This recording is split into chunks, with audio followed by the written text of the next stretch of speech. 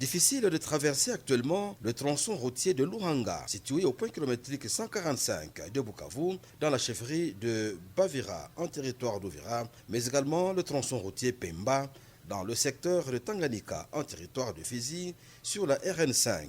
Pour identifier la chaussée, un pisteur doit orienter le chauffeur pour lui montrer le passage. Même les véhicules des urgences transportant les malades et les médicaments traversent difficilement Luhanga et Pemba. Les camions de marchandises en provenance de Bukavu vers les provinces voisines du Maniema et du Tanganyika et vice-versa courent des hauts risques sur ces tronçons routiers.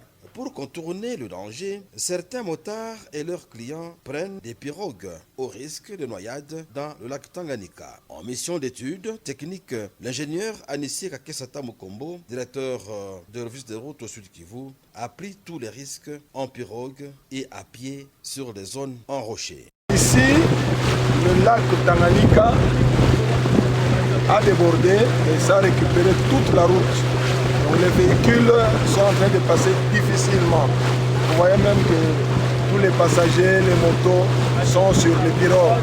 Transporteurs et les riverains de la RN5 craignent la persistance des eaux du lac Tanganyika. Ils demandent au gouvernement congolais de financer dans l'urgence les travaux de construction d'une nouvelle route. Ces derniers proposent aux autorités la création d'une barrière spéciale en dehors de celle du FONER, la barrière qui aura comme rôle de financer la maintenance permanente de ces deux tronçons routiers à haut risque.